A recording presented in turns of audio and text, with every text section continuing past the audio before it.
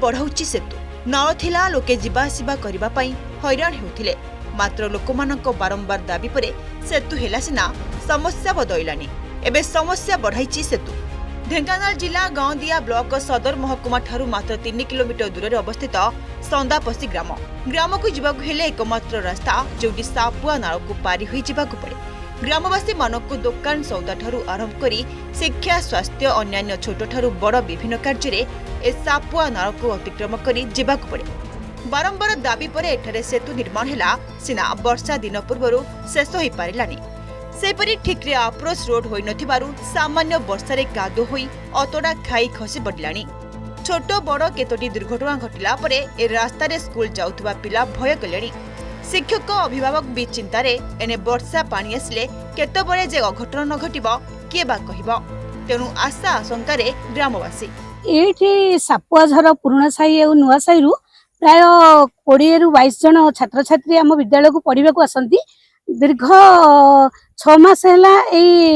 Bridge कामटा आरंभ होता किंतु सरी जाइए किंतु रास्ता एथि भल ना पिला माने जीवा आसबार असुविधा होउची आउ अतड़ा भी बारंबार खसुची ये जो अतड़ा खसी गले जदि पिला मानकर बा आम ग्रामवासी मानकर जदि किसी असुविधा हो ताले किए दायी रहिबो ये कॉन्ट्रैक्टर माने काम कले किंतु प्रकृत रे काम हेछि कि नहीं आम प्रशासक आसिक देखंतु एक्चुअल काम हेछि कि नहीं। आम गाँ ना सांदापसी जो नुआ ब्रिज हेछि ए जो रोड हेछि करिसंती सेति पई डर लागुची आ ऊपर जिबा पई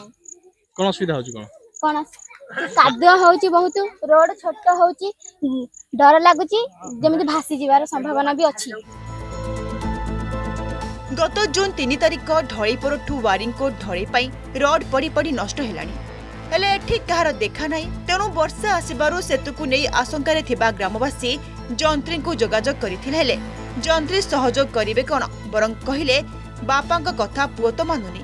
आमे ठिकादार को कहूचु हेले से सुनुनांती आमे कोन करि परिबो ए सुनी ग्रामवासी एक प्रकार रो हताश। असुविधा हमर ब्रिज काम होसी 8 मास खंडे आरंभ हेलानी काम टाइम अनुसार किंतु ब्रिज होची पूर्ण हो पारुनी जे 108 पशि पारुनी गाँ को बाइक रे आमे छकटी नवा पड़ी 108 गाड़ी आमर बाट नाही बाइक टे आमे जीवाकू भी नाही एटे छुआ पिला मनीष सब बेले बेले वर्षा टिके हेले कांधे की धरिकी जीवाकू पड़ुची आमे बहुत असुविधा पड़छु स्कूल को छुआ जाई पारना एतपई सरकार को अनुरोध जेटा चंचल एटा आमर ब्रिज कामटा पूर्ण कले सांदापसी पटणानु सेटा होची सांदापसी ओरिजिनल गाँ सेठी गोटे बिजु सेतु गत जनवरी 26 तारिख रु कार्य आरंभ होइतिला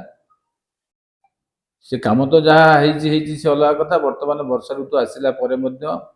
सेमन सब कंप्लीट करि पारलेनी सेमन कहउछन जे अगस्त मास पर्यंत समय अछि आमे प्रशासनिक स्तर रे तांको ऊपर चाप पकेला परे मध्य से जो फेयर उधर सेठी जो कनेक्टिंग रोड टा ब्रिज टू आ रास्ता को लागि जोटा कनेक्टिंग करिया कथा सेटा आज पर्यंत करू नांती ये जो ब्रिज तैयारी होती काले जो छोट पिला पढ़ी पारती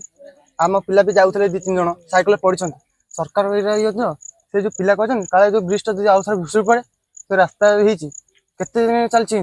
जदि करा कथा सागे सागे करूँ आम पिला भी भुसुड़ी थे पड़े केते कुनि कुनि पिला अच्छा से पढ़ा कथा जगह कथा ना कम जल्दी सरतु ये मोर अनुरोध। प्रश्न उठुची जदि ठिकादार जंत्री कथा शुणु ना ताहले जो सेतु निर्माण होईची तार मान कौन होइथिबो एथरो जना पड़ुची तबे देखिबाकू बाकी रहिला केबे सुधुरिबो एक ग्रामवासी समस्या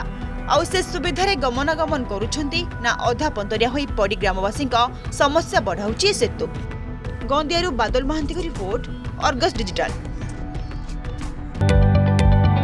जदि आपंक आम भिडी भल लगा तेब आम चैनल को लाइक शेयर और सब्सक्राइब करने को जमा भी भूलु नहीं।